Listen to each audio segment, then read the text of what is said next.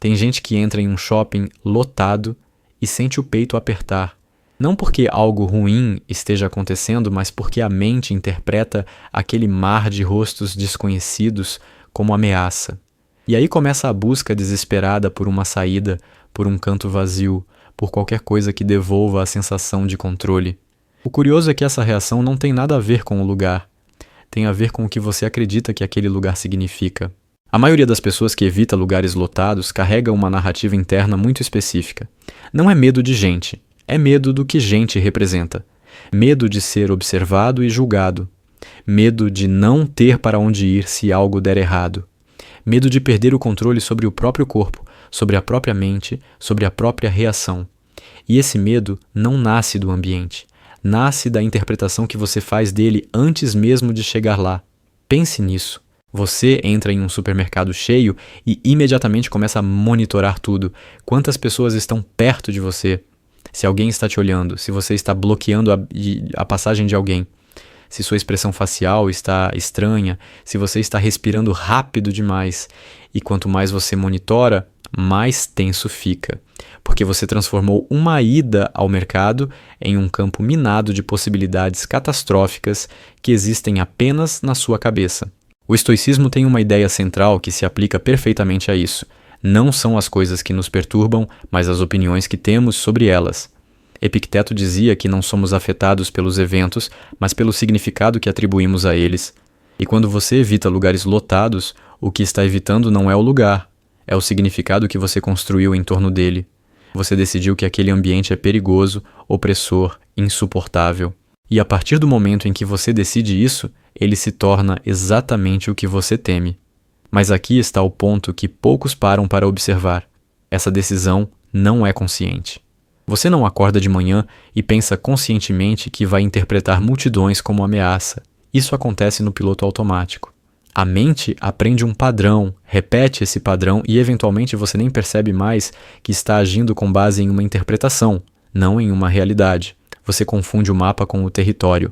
E passa a viver como se o mapa fosse a única verdade possível. A psicologia chama isso de antecipação ansiosa. Você não está reagindo ao que está acontecendo, você está reagindo ao que imagina que pode acontecer. E a imaginação humana, quando não é observada, tende ao pior cenário possível, porque o cérebro foi projetado para nos manter seguros, não para nos manter felizes, então ele sempre assume que o perigo está à espreita, mesmo quando não está. Quem evita lugares lotados geralmente desenvolve uma relação muito íntima com essa voz interna que antecipa catástrofes. É uma voz que diz: e se você passar mal? E se não conseguir sair? E se alguém perceber que você está nervoso? E se você perder o controle?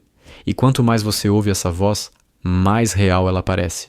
Porque a mente não distingue entre o que é real e o que é vividamente imaginado. Para ela, ambos disparam os mesmos alarmes. E aí, você começa a evitar. Primeiro você evita o shopping nos finais de semana, depois evita qualquer lugar com muita gente, depois evita sair de casa em horários de pico, depois evita sair de casa. E o que começou como uma tentativa de se proteger vira uma prisão. Porque cada vez que você evita, você reforça a crença de que aquele lugar é insuportável. E cada vez que você reforça essa crença, ela fica mais forte. É um ciclo que se alimenta sozinho. Mas vamos ser honestos aqui. Nem toda evitação é patológica. Tem gente que simplesmente prefere ambientes mais tranquilos, que não vê sentido em se jogar em multidões só porque todo mundo faz isso, que escolhe conscientemente evitar o caos desnecessário. E isso não é medo, é preferência. A diferença está na liberdade. Você está evitando porque escolheu ou porque não consegue fazer diferente? Essa é a pergunta que separa a lucidez da prisão. Se você pode entrar em um lugar lotado e escolhe não ir porque não quer, você está no controle. Mas se você não pode entrar porque a simples ideia te paralisa, você não está escolhendo, você está sendo escolhido pelo seu medo. E essa diferença é tudo. O problema não é sentir desconforto em lugares cheios. O problema é acreditar que esse desconforto é insuportável, que você não consegue lidar com ele, que ele vai te destruir. E é essa crença que te destrói, não o desconforto em si, porque desconforto é só desconforto. É uma sensação passageira que aparece e desaparece.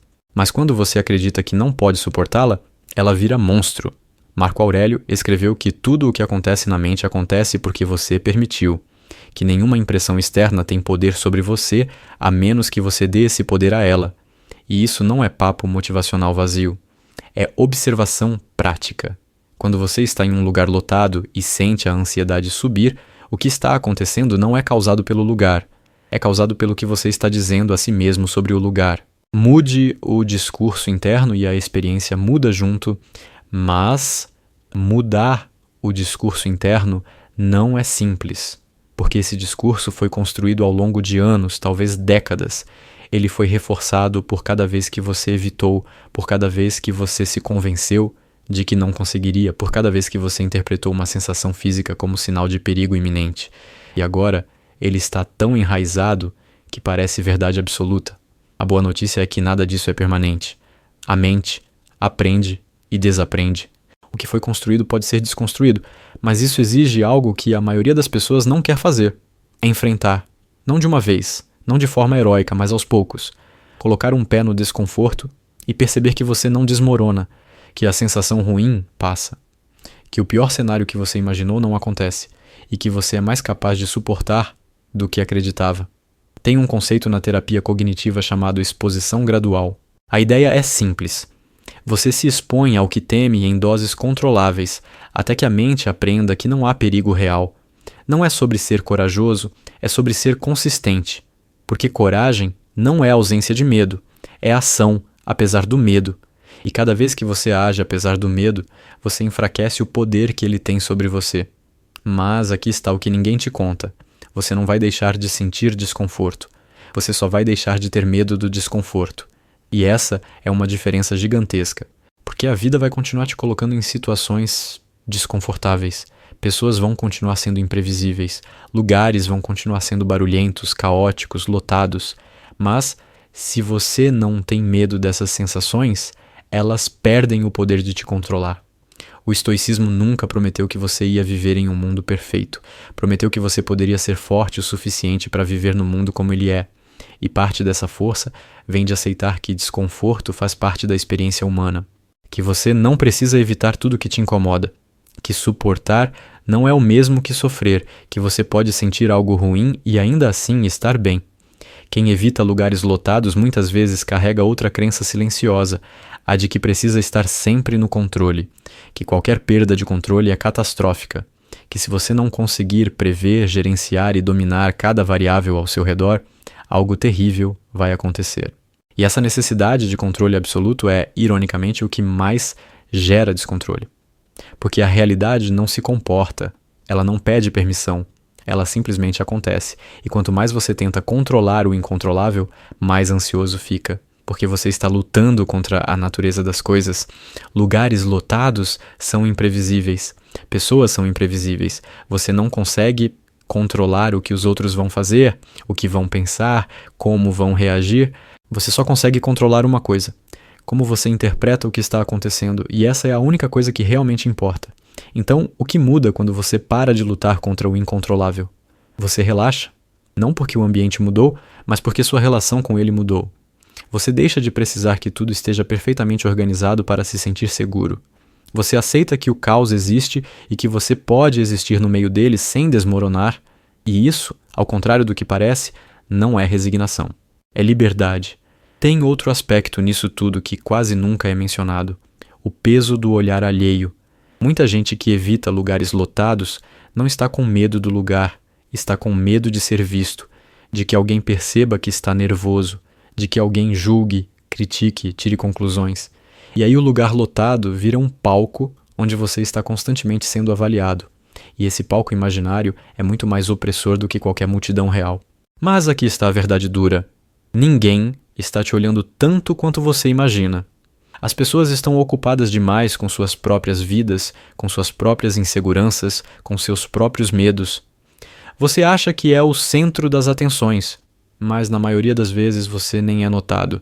E mesmo quando é, ninguém está pensando sobre você com a intensidade que você pensa sobre si mesmo, porque todo mundo está preso na própria cabeça, assim como você. Entender isso não resolve tudo, mas alivia. Porque você percebe que boa parte do seu sofrimento vem de um palco que só existe na sua mente. Que que você está se torturando com um julgamento que nem está acontecendo, e que mesmo que estivesse, a opinião de um estranho em um lugar lotado não tem poder nenhum sobre quem você é, a menos que você dê esse poder. O estoicismo ensina que a única coisa verdadeiramente sua é a sua mente. Tudo o mais é externo, fora do seu controle, temporário. Pessoas vêm e vão. Lugares mudam. Situações se transformam. Mas a forma como você interpreta tudo isso, essa é sua responsabilidade. E é também sua liberdade. Porque se o sofrimento vem da interpretação, mudar a interpretação muda o sofrimento. Isso não significa fingir que está tudo bem quando não está. Significa parar de amplificar o que já é difícil. Significa observar a ansiedade sem se identificar com ela. Significa perceber que você não é seus medos. Você é quem está observando esses medos. E há uma enorme diferença entre as duas coisas. Quando você começa a observar sua mente, em vez de ser arrastado por ela, algo muda. Você percebe padrões. Percebe que a ansiedade sempre usa os mesmos truques. Que ela sempre começa com e se, sempre antecipa catástrofes, sempre te convence de que você não consegue. E quanto mais você observa, menos você acredita. Porque você vê que é sempre a mesma história, contada de formas diferentes. E aí você para de evitar não porque virou destemido, mas porque percebeu que o medo estava te enganando. Que ele prometia te proteger, mas só te prendia. Que ele dizia que você não conseguia, mas você sempre conseguiu. Que ele pintava cenários terríveis que nunca se concretizaram. E você cansa de acreditar em algo que nunca cumpriu o que prometeu. Evitar lugares lotados, no fundo, é evitar a sensação de vulnerabilidade.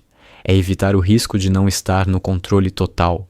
É evitar a possibilidade de se sentir pequeno em um mundo grande. Mas aqui está o segredo que ninguém te conta. Vulnerabilidade não é fraqueza. É condição humana. Você é pequeno em um mundo grande. E está tudo bem.